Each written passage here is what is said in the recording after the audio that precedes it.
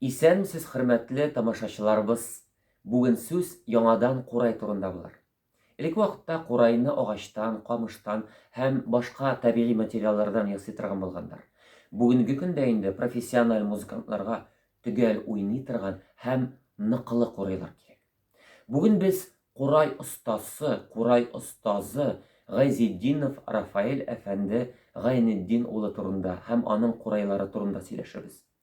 Рафаэль әфәнде озак еллар эзләнүләрдә булды. Ул башта курайларын агачтан, шпоннан һәм башка материаллардан ясады. Кызганыч, андый материал ныклы түгел, чыдамлы түгел, озакка җитми, ул курайлар тиз чатный һәм ватыла. Инде ул шундый нәтиҗәгә килде. Менә күрәсез, бүгенге көндә аның иң уңышлы курайларының берсе алюминнан, махсус уйнарга яраклы алюминнан ясалынган. Мондый курайлар ныклы, чыдамлы, озакка җитә. Бигрәк тә балаларга бу нык уңайлы уен коралы. Күрәсез, ул алюмин курайлар агач төсенә йөгертелгән, агачка охшап тора һәм дә инде күрәсез, менә алгы якта 6 тавыш тишеге, арткы якта баш бармагы өчен махсус. Алар шундый батырылып ясалынган зинкование дип атала. Уйнау өчен бик уңайлы. Бармаклар шушы ояларын үзләре эзләп табалар.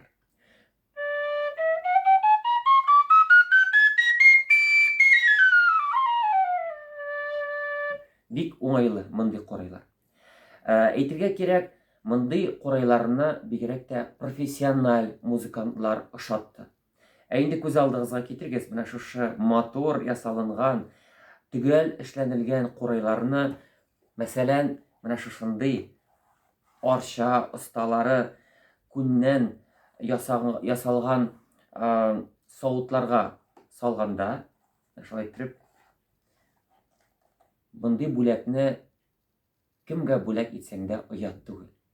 Чыннан да бүгенге көндә мондый курайлар инде күп итеп безнең хөрмәтле җитәкчеләребезгә, чит илдән килгән кунакларыбызга бүләк ителде.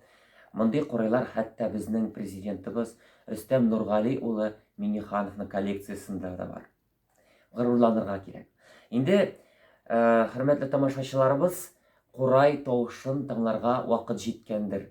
Махсус безнең профессиональ музыкантлар биредә кунакта Илнур Ганиев һәм Илнар Сафин. Әйдәгез әле, аларны тыңлап китик.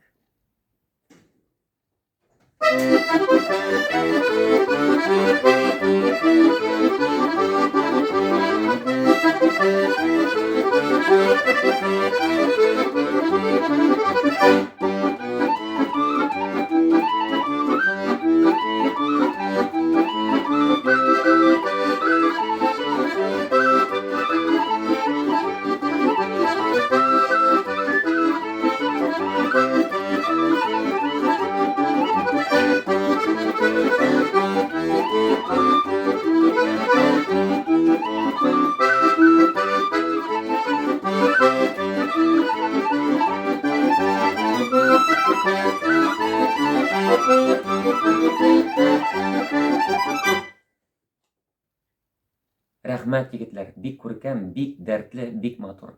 Шушының белән сәхифәбезне төгәллибез. Киләсе очрашуларга кадәр.